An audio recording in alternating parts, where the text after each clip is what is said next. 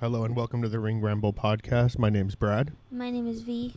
Today we're going to go and review another boring Raw, a good NXT, and a very good, actually, Smackdown. Mm-hmm. It was good. Full of surprises in the Smackdown realm. Oh, definitely. Raw, just boring as always. boring, basic storylines that no one really cares much about anymore. And NXT had some moments.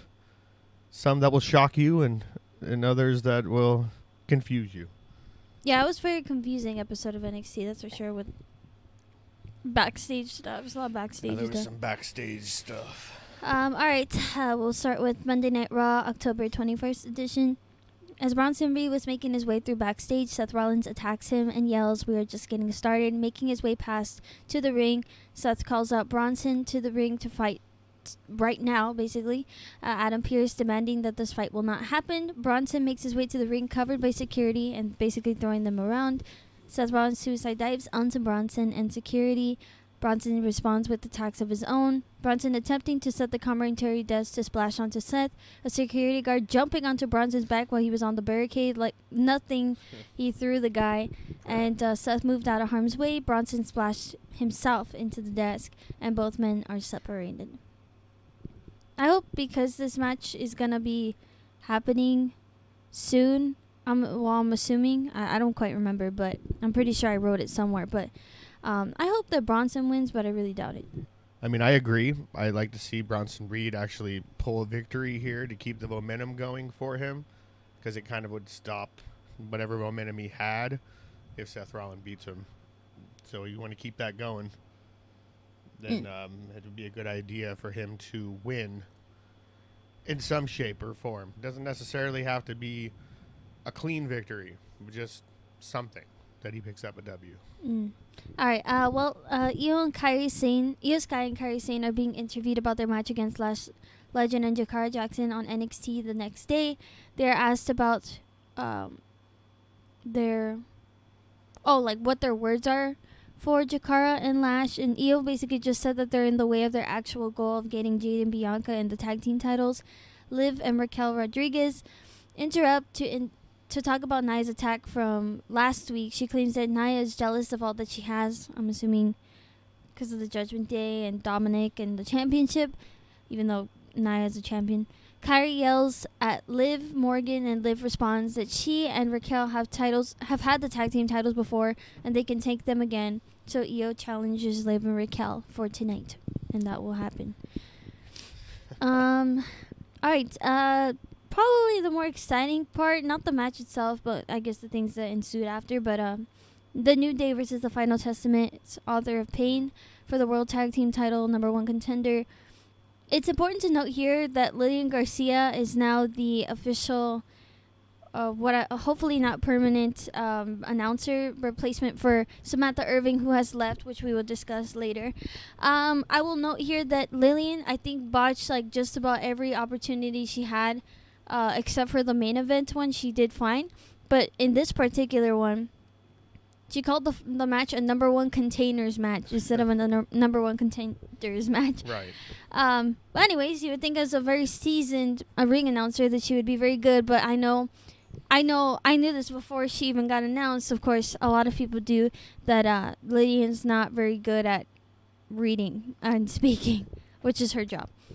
But anyways, Karrion Kross was heckling Xavier Woods during the match, asking Xavier to take his hand and it will all be over. That's what he said. Miz showed up, smiling at the conversation he begins having with Karrion Kross during the match. Eventually, R-Truth attacks The Miz, and Karrion Kross distracts distracting one half of the AOP. Kofi Kingston does a roll-up and wins the opportunity, which was stupid. Truth is jumped by the AOP. Kofi wants to help him, but Xavier pushes Kofi back and tells him not to go over there.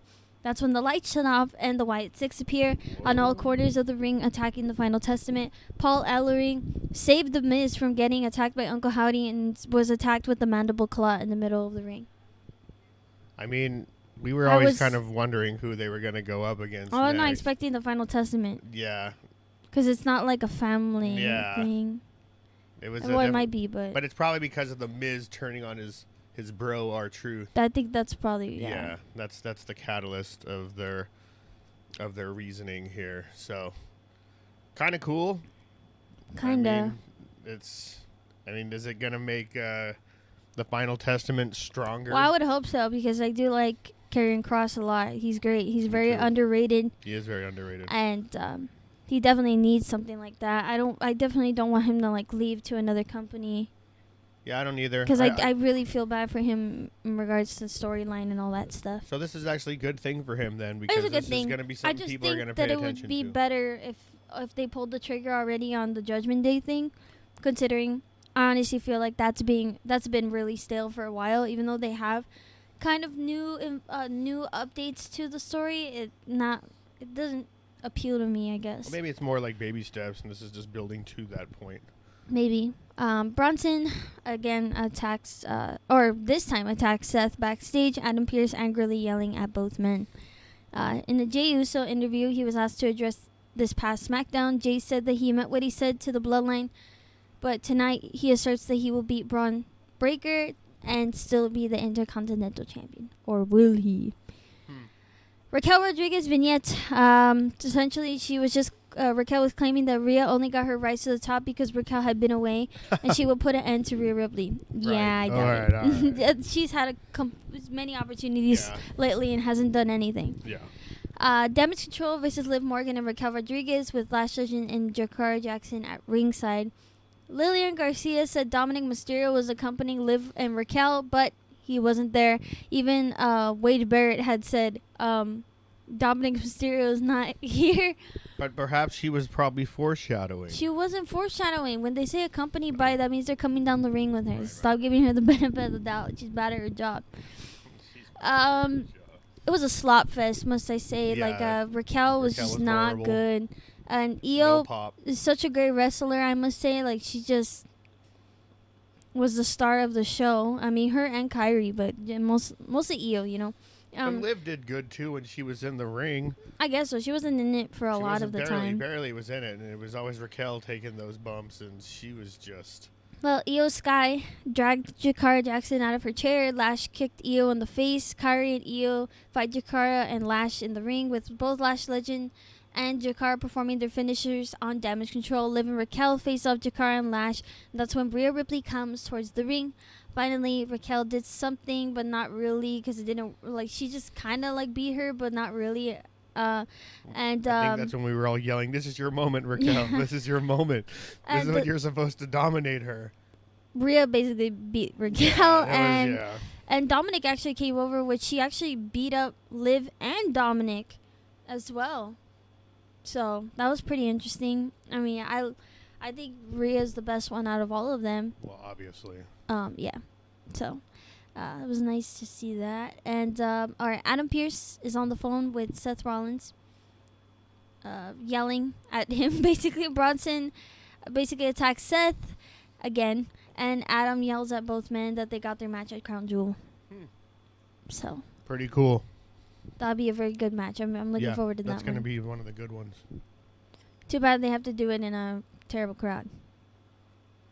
It's not controversial to say that a lot of people don't like the Crown Jewel crowd. They're not very fun. Bring it to France, please. Or somewhere else.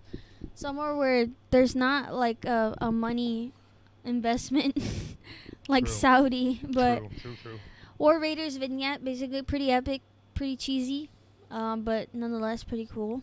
Backstage, Raquel Rodriguez is ranting to the Judgment Day. Liv says that they all need to focus up. Finn says that he's worried about Damian Priest.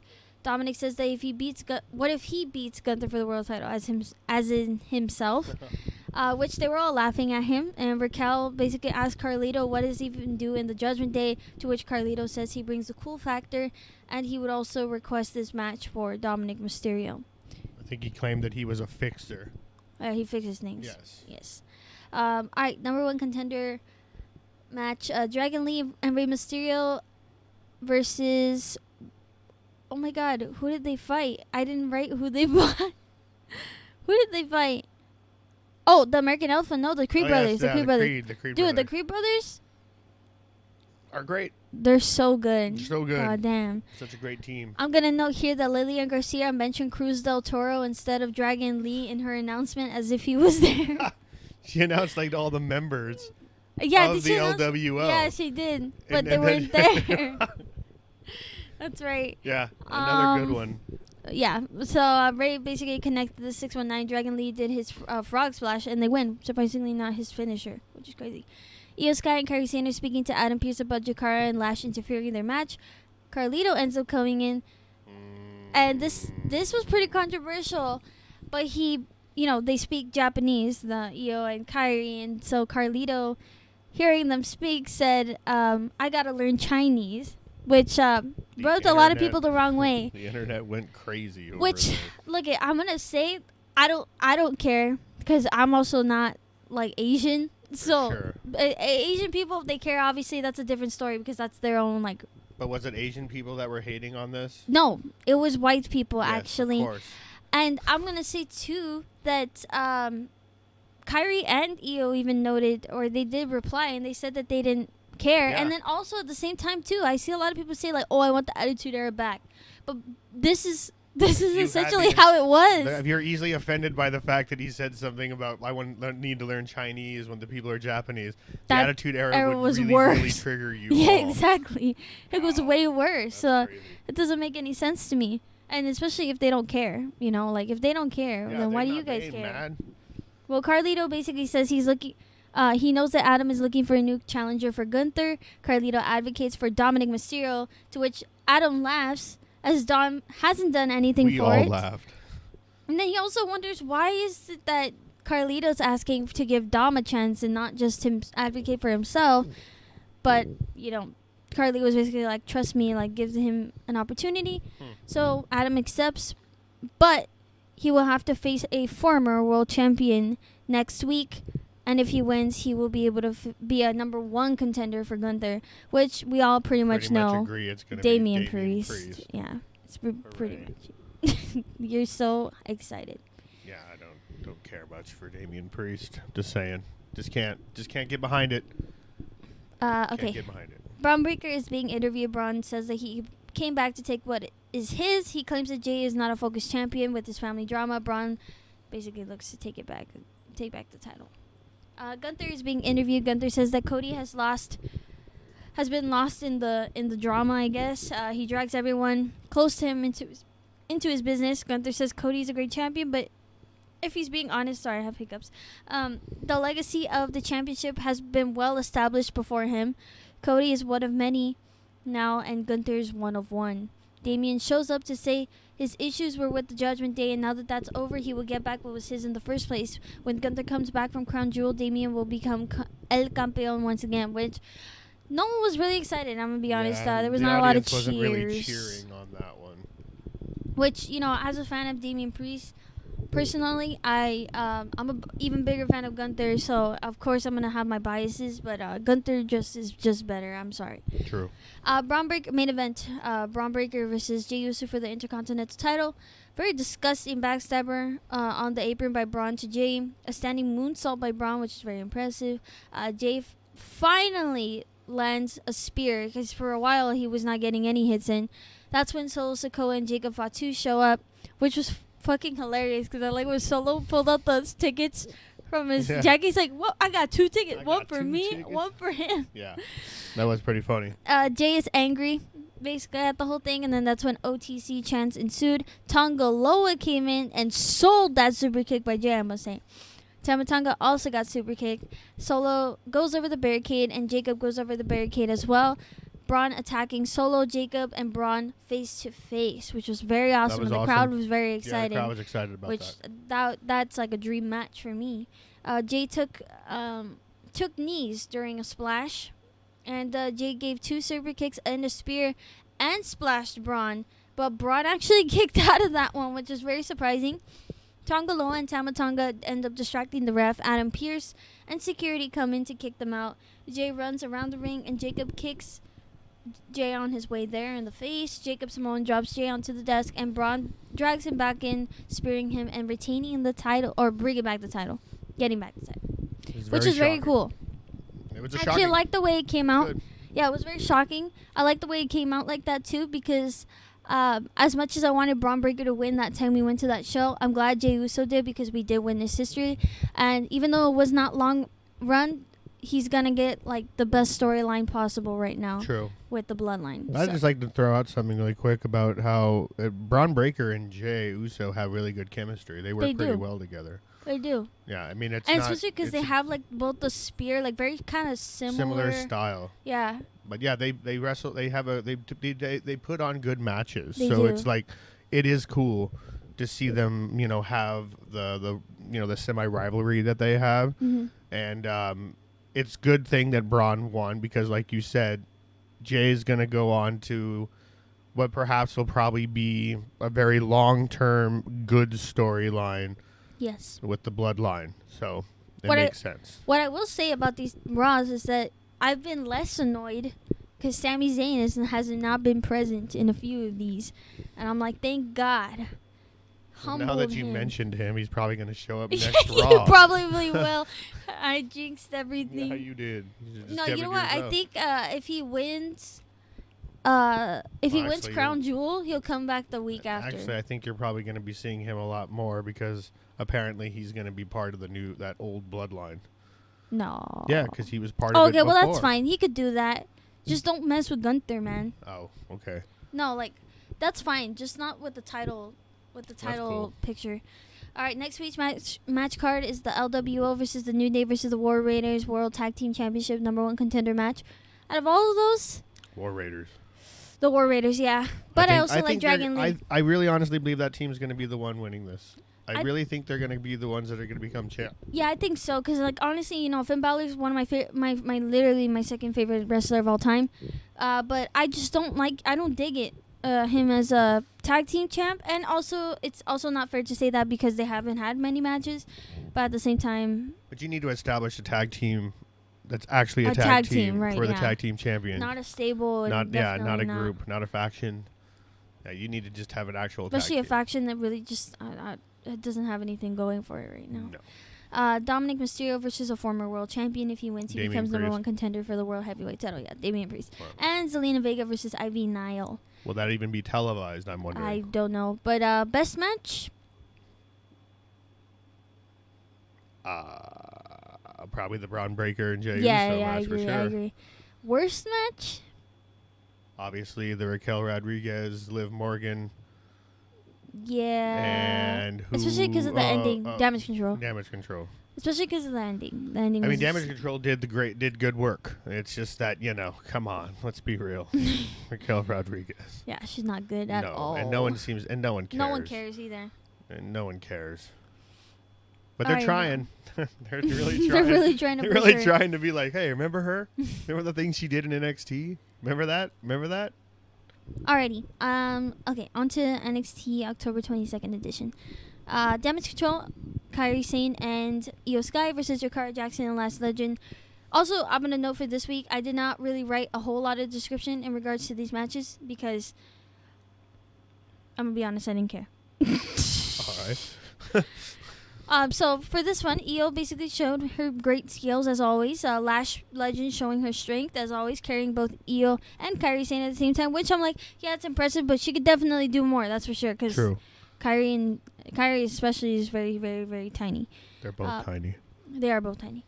Very great match though. I would say it was very good. It's a good way to start it off. Yeah, Io and Kairi were great, and then how it ended though, not so great, but. Still cool, I guess. Piper Niven and Chelsea Green end up interfering in this match. It opened up some storylines for sure. It did. And this match ended up being called off because of it. But nice to see them. Backstage, the Ashante the Adonis guy was with Carmen Petrovic. Or met Carmen Petrovic. Carmen says that she was being fair by ruining his match as he ruined hers. And they clearly like each other. They were flirting or something. There was something with Sol Ruga where it was like a miscommunication. Yeah, she kind of said something. Yeah, that was a weird. It was weird. Like, that's what we were saying. It was weird. But they are on the CW, and they do have a lot of shows that are kind of like that. Jada Parker and Tatum Paxi. Lola watching backstage and charging away pretty early into this match, which it took her forever to get there.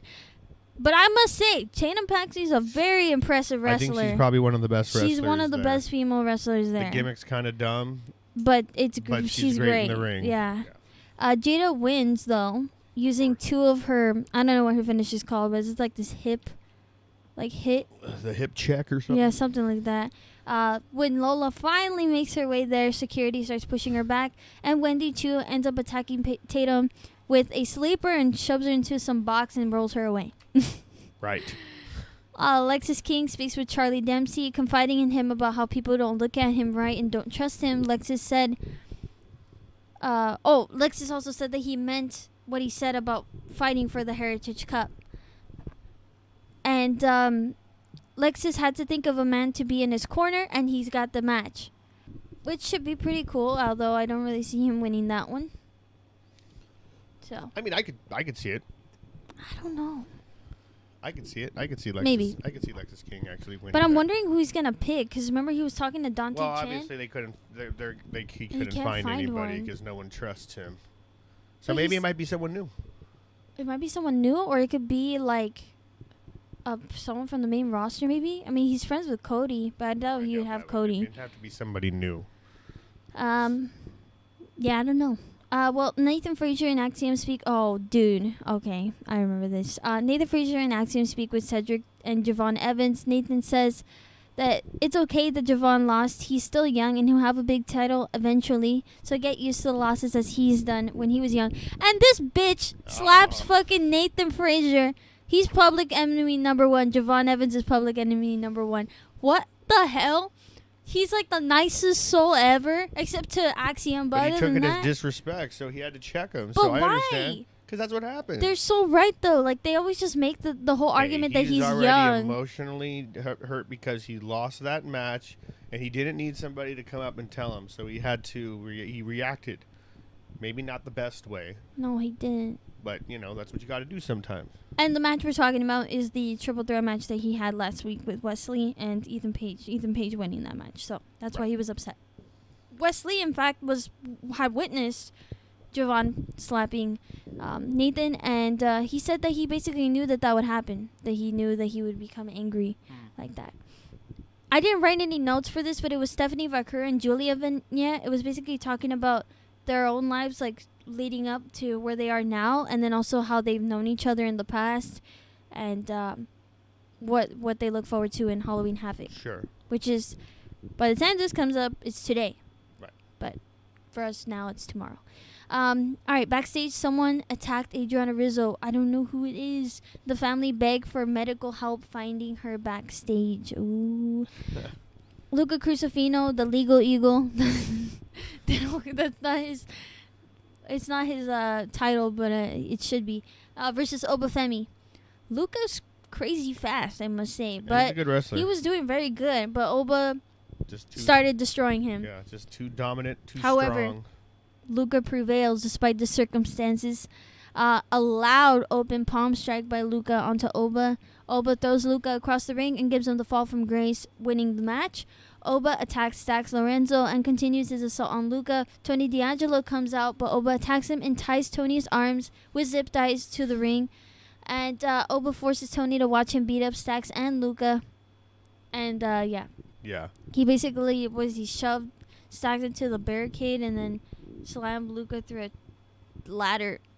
So, it's pretty nasty. He was destroying his family right in front of his eyes. Which is pretty damn cool, I must say. Pretty cool.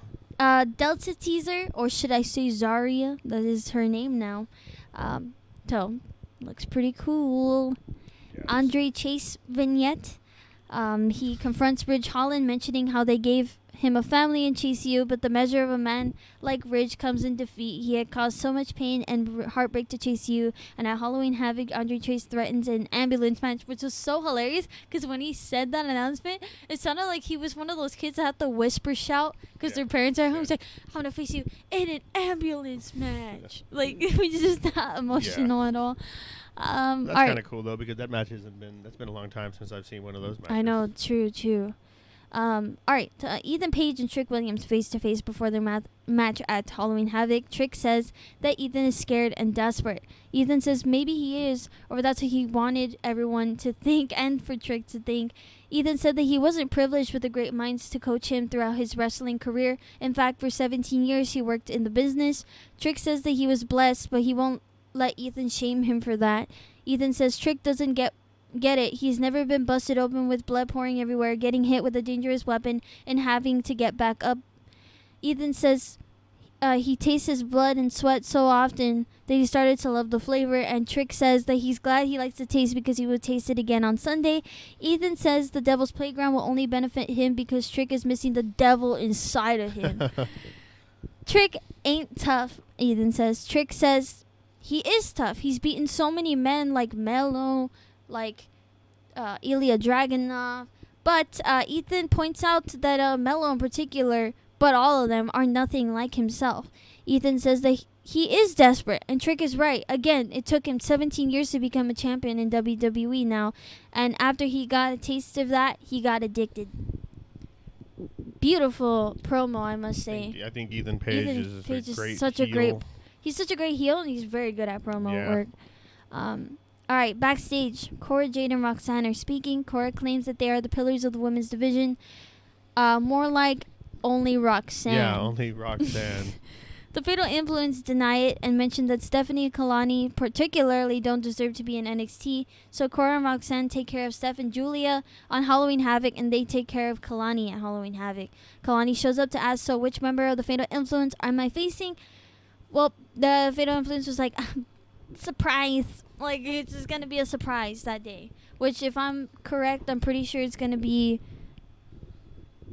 Actually, I don't know. Yeah, I mean, we'll take our guesses in right. the news parts, because that's where we'll make our predictions. Sol Ruka versus Carmen Petrovic. Essentially, Sante the Adonis was in the crowd speaking to a woman. Carmen notices and Sol gives a Soul Snatcher to win the match. I don't know how a rose being handed to somebody turned into you're this. You're just not a woman. It's just... This was the best part of the day, or of the night, because I was like, whoa.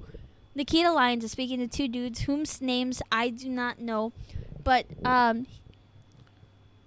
she basically asked them where they have been. I guess she knows them, and then Nikita says that if they want to make a name for themselves, they must be aggressive and seize their moment. To which Obafemi shows up to hand Nikita her fur coat, and she says thank you, and he replies, no, thank you. Wow. Okay, so basically, Nikita Lyons attacked... Adriana Rizzo. Yes. That's basically what that was. Yes. And now they're going to have an alliance. Ship it! They're going to join an alliance. That's cool as fuck. Is it? Yes! I don't know. It's two wrestlers I like I in a don't group. know. No, I like I'm this. not sure if I'm really 100% I'm picking this. up what they're putting down. That's for sure. Ship it. Well, I don't know. Okay. Okay. Hank and Tank with that NASCAR dude, Cole Custer versus OTM. Hank and Tank basically rolled the hell out of OTM, and they win. Lola Vice ends up attacking Jada Parker, and they all dance together in the end. It's just really funny how that OTM guys are just... Did nothing, or just a big goof. They're just kind of like a joke now. For real. Nathan and Axiom visit General Manager Ava, saying they want to challenge Javon and Cedric. Axiom says he doesn't want to do it, and Nathan urges it to happen. Ava was basically, shouldn't you discuss with your tag team partner? Axiom looks very upset, and they both leave when Lexus comes in to tell Ava that no one trusts him and he needs help to find a man in his corner. I don't know if she said that she would do anything about it. I don't think I don't caught recall that. her mentioning anything. Well, Tony D'Angelo is being interviewed about what has happened to his family. Tony said that he doesn't know what's going on, but at Halloween Havoc, Tony says it's going to be more than just a championship match. Tony says, be careful what you wish for, Oba. I wish I could do an Italian accent, because I would totally do it. Be careful what you wish for, Oba. I can't do it. Stephanie Bucker and Julia walk through backstage. Ooh, Io Sky and Kairi Sane passing both women and smiling at Julia as she smiles back. That was awesome. Hello. That was cool. Perhaps a new Damage Control member down the road. Maybe. If they still last that long. Pretty sure it will. All right, Fatal Influence is Fallon Henley and JC Jane versus Stephanie Vaquer and Julia. Fatal Influence are scared of both women. True. Stephanie and Julia are basically rolling Fatal Influence throughout that match. Jasmine Nix, though, interferes and all women attack Julia. However, Julia still prevails. Crowd going very crazy for Stephanie. Anytime she got tagged in, they were yelling a lot. That's true. Nice reversal by Fallon into a suplex. Jasmine Nix distracts Julia. Kalani Jordan attacking Jasmine Nix. Julia knees JC and Steph delivers her finisher. Julia and Stephanie end up winning that match.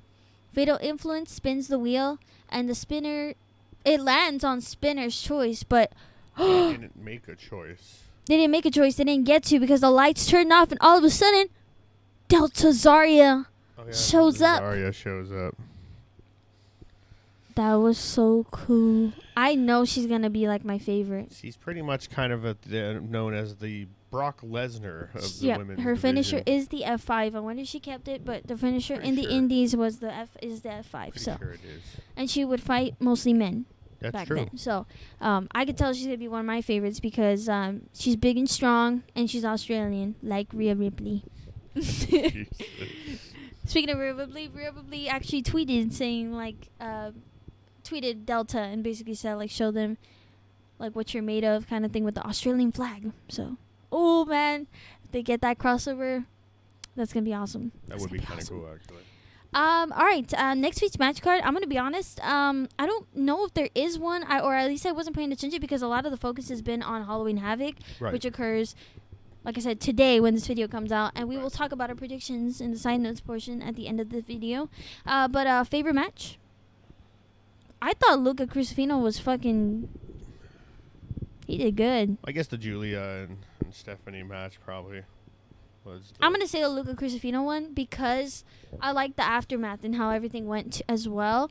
And as for least favorite, probably the Sol Ruka versus Carmen Petrovic because it ended so fast and like, yeah. Nothing against Sol Ruka though. She's great. Just an odd storyline. Definitely, yeah. All right, Smackdown October 25th edition. Randy Orton came out to say that he wants to get his hands on Kevin so bad. But it seems as though he can't because the case is above even Nick Aldis, as he mentioned last week, not next week. He asked Triple H to come out because he feels as though Kevin is being protected from him. Triple H comes out to say that he isn't protecting anyone, but he is trying to do his job. Randy tells him to just admit it. Triple H said that the match won't happen because he is trying to protect Randy instead. Triple H knows Kevin, and he knows that Kevin has never had a friend like Randy, and he had put his trust in both Randy and Cody Rhodes. Kevin had. Triple H claims that Randy and Cody had turned on Kevin ever since Kevin hasn't been the same, and that's why he doesn't want them to fight. Triple H reminded Randy that he was out for 18 months. Now just coming back, he doesn't want to see Randy hurt again. Randy said that he didn't ask the COO Paul Levesque to speak. He wanted to talk to Triple H, the cerebral assassin, about what he would do in Randy's shoes, which means he wouldn't back down and instead handle business the way they know how, which is in the ring. He begs for Kevin Owens' match at Crown Jewel. Triple H says he's got it, but for this moment forward, he suggests Randy protect himself at all times. Interesting. Carmelo Hayes versus Andrade 7 with special guest referee United States champion LA Knight. Knight was getting involved in the match, making Melo and Andrade very upset. Andrade flipped over the top rope over LA Knight onto Carmelo at ringside, which is very impressive. Mm-hmm. Inverted Spanish fly by Andrade. Andrade also did a Canadian Destroyer and a very nasty Meteora. He was just rolling in a row. Yeah. Melo ends up pushing Knight for not counting while distracted. Nasty cutter by Melo onto LA Knight. Onto Andrade, sorry.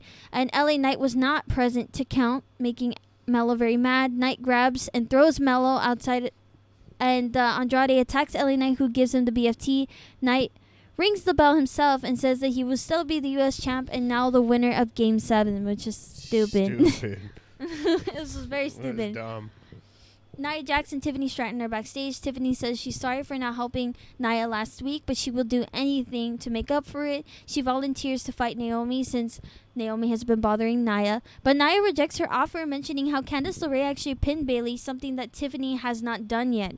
Candice showing up to tell Tiffany and Nia that she got it handled and rolled her eyes to tell Tiffany that Tiffany should just relax. It's just a matter of time that she cashes in. Yep.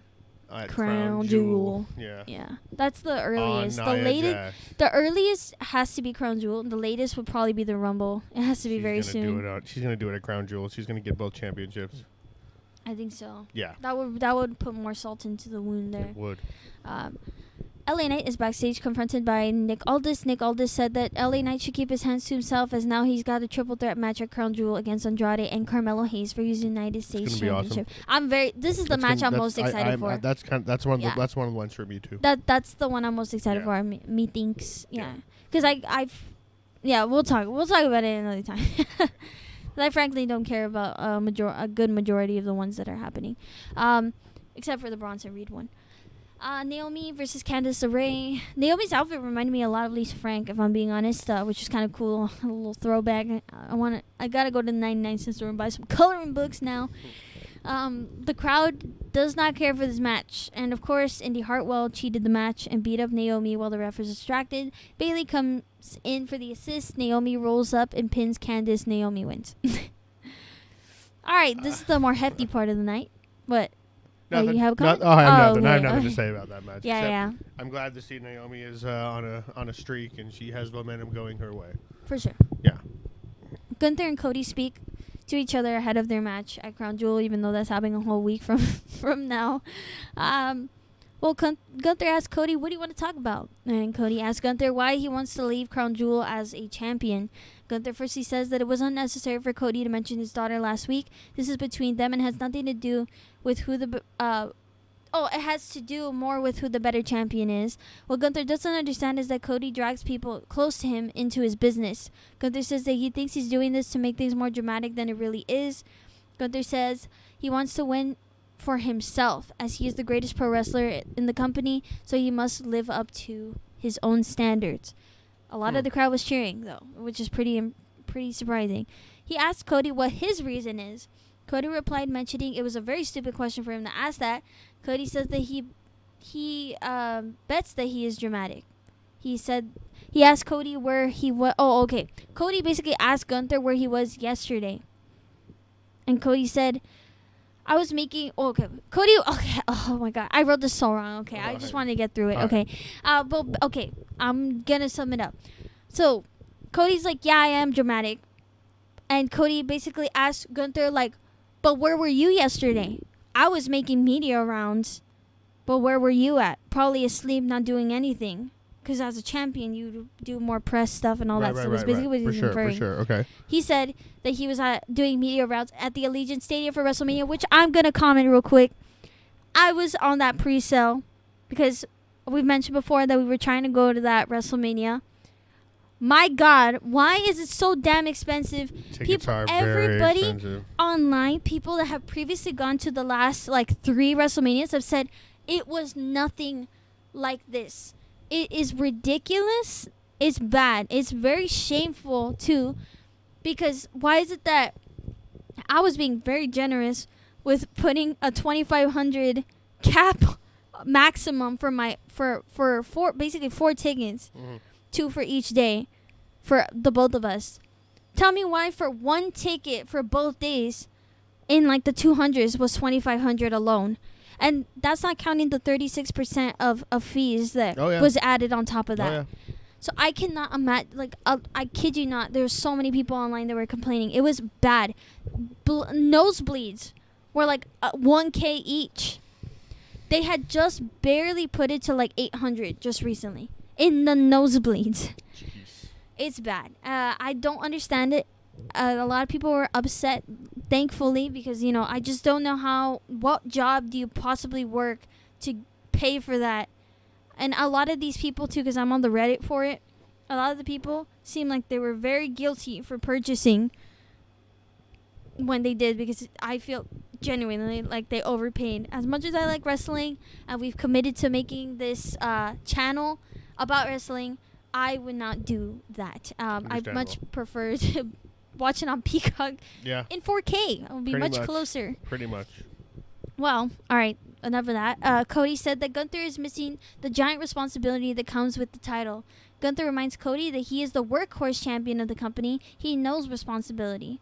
Gunther only says no to requests to do media rounds because he has the guts to say it. Gunther says the reason Cody doesn't say no is because he can't stop being the servant for everyone else, which would mean Cody's story would basically be over. That would mean Cody is gutless and always secondary to Gunther, Gunther says. And Cody responds saying that Guts is ending a discussion by taking the first shot. Cody attacks Gunther. Ludwig Kaiser appearing to assist Gunther. Randy Orton aids Cody from the two. Hey. Mm-hmm. All right. Yeah. Cool. Backstage, Damage Control, Piper Niven, and Chelsea and Jakara and Lash are arguing. Adam Pearce, Ava Raine, and Nick Aldis are all together with Jade Cargill and Bianca Belair. They announced that Jade and Bianca will defend their titles against Piper Niven and Chelsea Green, Damage Control, Io Sky and Kairi Sane, and Jakara and Lash at Crown Jewel. Wow. That is a hefty match. That is a hefty match. Yeah. That is going to be... If I want anyone to win, it's going to be Damage Control. I would like to see that, and I think actually that is It's the most possible. I think that's pretty much what's going to happen. Obviously not Jakara and multiple Lash. people are going to be in it, which means Right. Jade and Bianca are not going to be pinned. Well, okay. So it could be anybody else, and that's which how is it's going to happen. Actually, when they announced the match, even Bianca and Jay were like, well, we've done this before. They've had like a lot of people in their matches. And that's how they lost. That's how they lost. Yes, that is how they lost. That's how they lost their Oh championship. God, I hate they Clash of didn't the get Castle. pinned. Was so ass. I hated that pay-per-view. But yeah, I mean, obviously Jakara and Lash are not gonna win. But nice to see them in there. I mean, it would be very cool if they did win because that would come as a very much of a shock. But I don't think it's happening. Piper Niven and Chelsea getting it would be very awesome. And same goes for Damage Control. But I think Damage Control needs it more. Agreed. DIY versus Motor City Machine Guns #1 contender match for the for the tag team titles held by the Bloodline. Gargano tells Ciampa before the Motor City Machine Guns to come out. He says one more to right the wrong. Tommaso looks kind of stoic, I must say. Gargano was taught the Gargano escape by Alex Shelley of the Motor City Machine Guns, according to Corey Graves. Nice combo moves by both groups. Nasty kicks, meet in the middle kind of move by Motor City Machine Guns. Weird combo move by Motor City MCMG. I'm just saying that. They basically placed Tommaso on top of Johnny Gargano on his like shoulders, and then like had them face plant kind of thing. We'd probably just have to see it just to kind of describe it. It's kind of hard to describe. It's hard to describe. Yeah. Very nice kick by Gargano. Nice running knee by Tommaso. Gargano got a jawbreaker, and it looked almost like as if a tooth flew. Gargano accidentally kicks Ciampa, and the Motor City Machine Guns do their finisher called Skull and Bones, which is a splash and cutter combo. Tommaso gets mad at Gargano, yelling at him on their way towards backstage. Ooh. I know. And the Bloodline entered with the Tongans holding their tag team titles. Nick Aldis runs to the ring to say that they can't fight now. Solo assures him that it's alright. He just wanted to introduce the Bloodline to the Motor Machine Guns, and that he is their tribal chief. Chris even replies that it's an honor, but they introduce themselves to the Bloodline instead, claiming that they're always ready to take those tag team champions off of them any place, anytime. Solo issues the title match right here, right now, to which Nick Aldis warns the Bloodline. But Motor City Machine Gun says Nick knows more than anyone else the hard work that they have done. If they want to do the match right here, right now, then they accept. Nick Aldis asks for a ref and allows the match. So this is the Bloodline, Tama Tonga and Tongaloa versus Motor City Machine Guns, Alex Shelley and Chris Sabin. Solo angrily yells at the Tongans when they splash onto the mat. Solo gets grabbed by a disguised Jimmy Uso, and there was a bunch of yeet chants.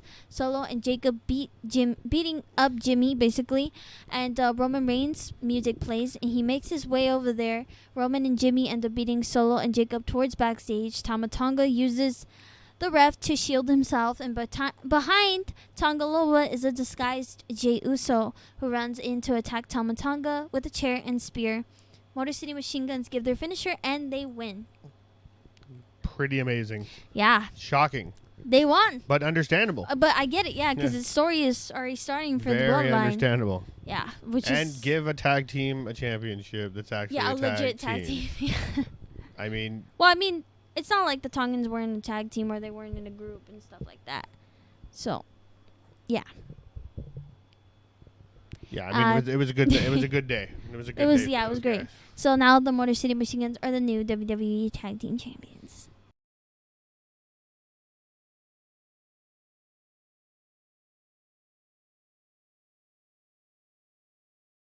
pretty damn cool.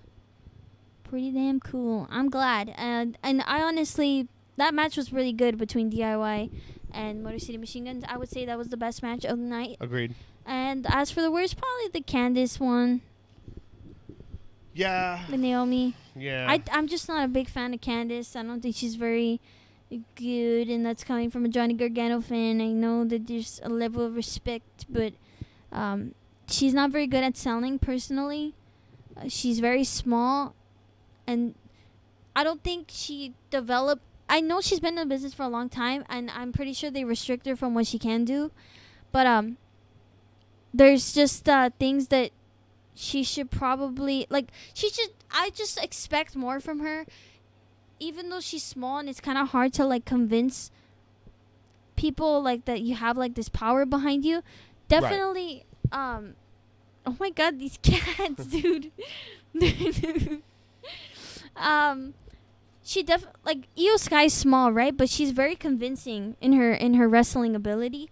So sure. I kind of expect more because of how Io is, I guess. Yeah. Is what I'm trying to say. Yeah, I get you. So, as for a match card, I won't say what it is because it's actually been pre-filmed, and there are basically only spoilers. Right. What I do remember, though, is there's going to be a fatal 4-way match between Io Sky, Lash Legend, and Piper Niven and Bianca Belair. To which I know who wins, but I'm not going to say that because, you know, I don't want to spoil anything for anyone. Right. All right, finally, we're at the side notes and news portion. We'll start off with... I'll start off with this mini one here, but today was the Slammiversary, if I'm not mistaken, and Joe Hendry did end up losing to Nick Nemeth, not winning the TNA title, and that's all thanks to JBL. God, I'm a JBL hater. Sorry for people that like JBL. I'm a big JBL hater. I like JBL. You know what's even more troubling? The fact that he was WWE champ when I was born. How terrible. It's very terrible. I just wish it was somebody else. Okay. The other one is Samantha Irving ended up leaving the WWE.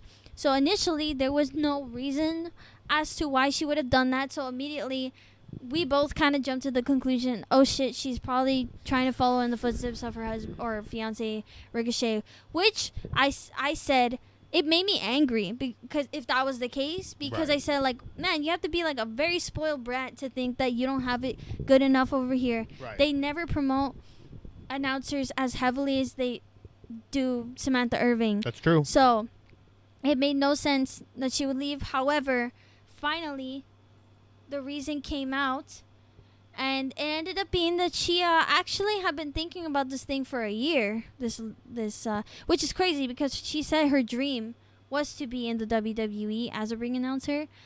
So she basically left her dream to pursue a new dream, I suppose, as she wants to be a singer. She wants to get more involved with her music, and I guess she finally wanted to pull the trigger on it and ended up leaving the WWE.